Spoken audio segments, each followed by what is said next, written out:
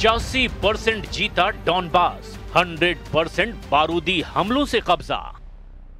रूस यूक्रेन जंग को लेकर पुतिन के तेवर और यूक्रेन पर रूसी हमले बेहद खतरनाक साबित हो रहे हैं। ना तो ट्रंप पुतिन को समझा पाए हैं और ना ही यूरोप और नेटो के हथियार रूस को रोक पाए हैं।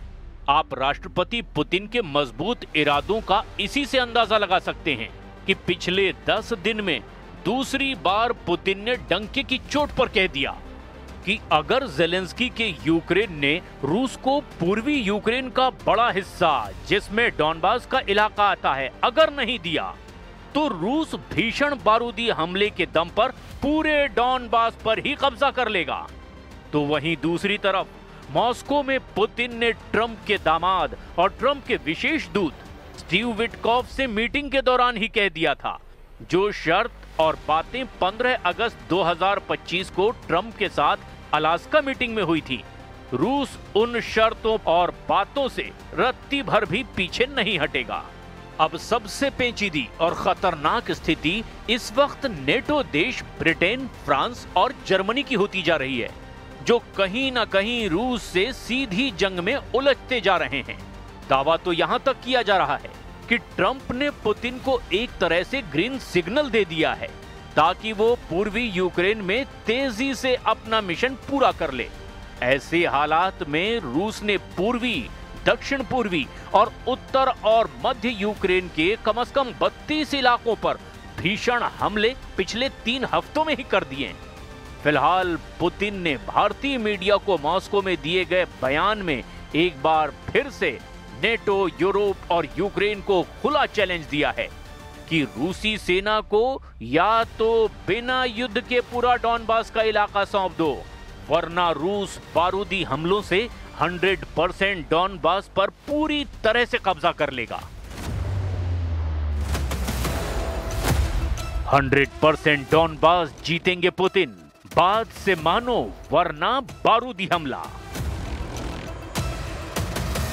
अगर देखा जाए तो 4 साल की रूस यूक्रेन जंग में पूर्वी यूक्रेन पर सबसे ज्यादा हमले रूसी सेना कर रही है।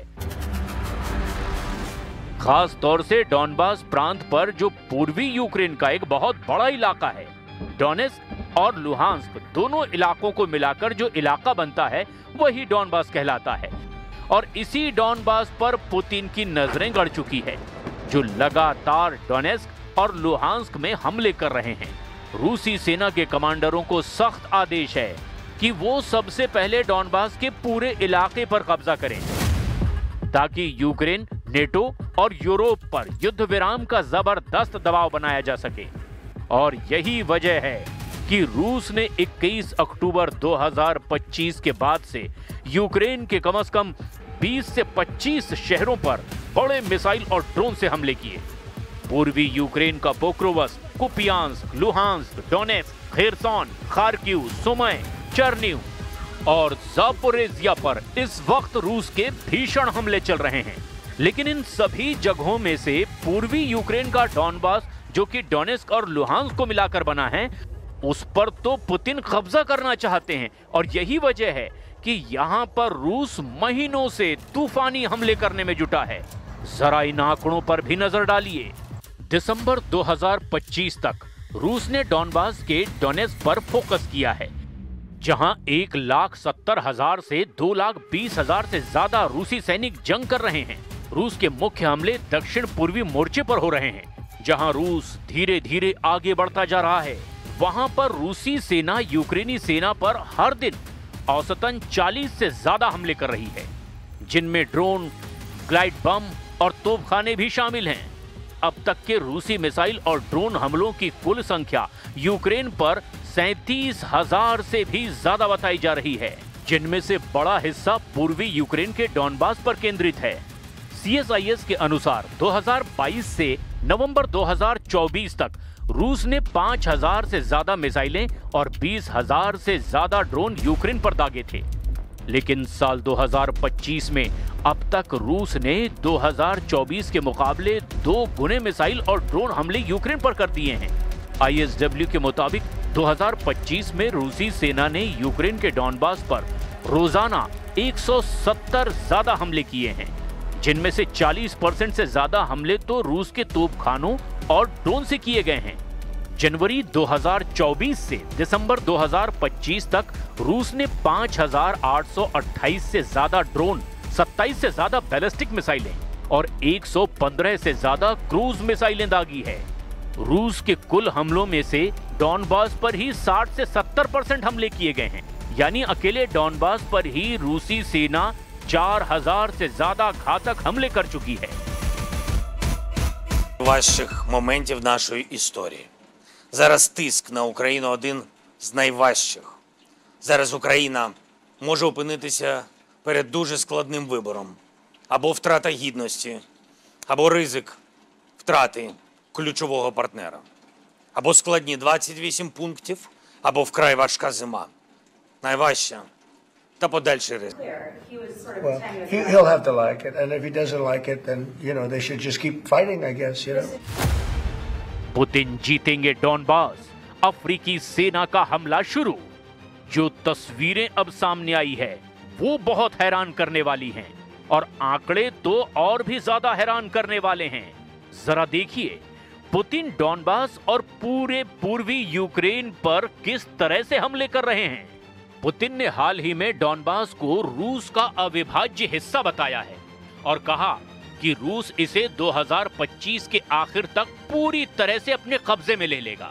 पुतिन यूक्रेन को डॉनबास से अपनी सेनाओं को पीछे हटाने की मांग भी कर रहे हैं, वरना वो बारूदी हमलों के दम पर यूक्रेन के पूरे डॉनबास को ही छीलने का दावा कर रहे हैं। पुतिन ने दावा किया कि डॉनबास में रूसी सेना जीत रही है और पोक्रोवस्क, मिर्नोहराद को भी घेर लिया गया है। रूस का दावा है कि उसकी सेनाओं ने इस साल यूक्रेन की लगभग 5,000 वर्ग किलोमीटर जमीन पर अब अतिरिक्त कब्जा कर लिया है। इधर रूस की अफ्रीकी सेना ने यूक्रेन के साथ साथ अमेरिका और यूरोप को भी हैरान कर दिया है। रूस ने अफ्रीकी देशों से भर्ती किए गए लड़ाकों को, जिन्हें अक्सर ब्लैक वार्नर्स कहा जाता है, उन्हें यूक्रेन की जंग में उतार दिया गया है। यूक्रेनी खुफिया एजेंसी यानी HUR और विदेश मंत्रालय के मुताबिक 2024 की गर्मियों से रूस ने अफ्रीकी भर्ती को मीट असॉल्ट यानी मानव लहर हमलों में भेजना शुरू कर दिया था। जनवरी 2025 की रिपोर्ट में दावा किया गया था कि सेंट्रल अफ्रीकी गणराज्य यानी कि CAR ने सैनिकों को यूक्रेनी फ्रंट लाइन पर भेजा है। जून 2025 में फ्रांस 24 की रिपोर्ट के मुताबिक सैकड़ों अफ्रीकी लड़ाके रूसी सेना में शामिल भी हो चुके थे। नवंबर 2025 में यूक्रेन ने 1,436 से ज्यादा अफ्रीकी नागरिकों को रूसी सेना में लड़ते हुए पहचाना भी है। रूस की तरफ से यूक्रेनी सेना पर अफ्रीकी लड़ाकों के ये हमले पूर्वी यूक्रेन के डॉनबास में हो रहे हैं। यूक्रेन के विदेश मंत्री आंद्रेई सिबिहा के मुताबिक अब तक 1,436 अफ्रीकी लड़ाकों को पहचाना जा चुका है, लेकिन वास्तविक संख्या ज्यादा हो सकती है। ये रूस की घरेलू भर्ती की कमी को पूरा करने के लिए किया जा रहा है। दावे के मुताबिक रूस की तरफ से लड़ रहे अफ्रीकी लड़ाके केन्या, दक्षिण अफ्रीका, युगांडा, घाना, सेनेगल, कैमरून, सेंट्रल अफ्रीकी गणराज्य, सिएरा लियोन और सोमालिया जैसे देशों से आ रहे हैं। Значит, мы до сих пор получаем заходы о прекращении боевых действий там. Войска Украины уйдут из занимаемых ими территорий. Вот тогда и прекратятся боевые действия. Не уйдут, мы добьемся этого вооруженным путем. Вот. रूस यूक्रेन युद्ध खत्म करने की अमेरिकी राष्ट्रपति डोनाल्ड ट्रंप की विवादास्पद योजना पर यूक्रेन के राष्ट्रपति ज़ेलेंस्की भड़क गए हैं। यूक्रेन ने भी इस प्रस्ताव पर असहमति जताई है। ऐसे में प्रस्ताव के लागू होने से पहले ही अब विवाद और ज्यादा बढ़ गया है। अमेरिकी सीनेटरों ने भी इसकी कड़ी आलोचना की है। वहीं जर्मनी के फ्रेडरिक मर्ज ने तो दो टूक कह दिया है कि नेटो किसी भी कीमत पर रूस को जंग नहीं जीतने देगा। यूरोपियन यूनियन की विदेश नीति की प्रमुख काजा कैलस ने भी चेतावनी दी है कि अगर यूक्रेन को दबाया गया तो नतीजे बहुत खतरनाक होंगे। It is clear that Russia does not want peace, and therefore we need to make Ukraine as stronger as possible in order to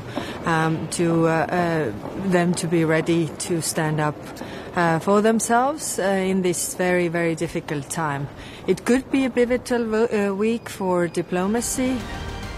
कुल मिलाकर रूस पूर्वी यूक्रेन का डॉनबास पूरी तरह से जीतने में जुटा हुआ है और पुतिन ने जिस तरह से डॉनबास को लेकर ऐलान किया है उससे तो ये तय है कि रूस किसी भी कीमत पर यूक्रेन को डॉनबास से खदेड़ने के लिए जंग करता रहेगा।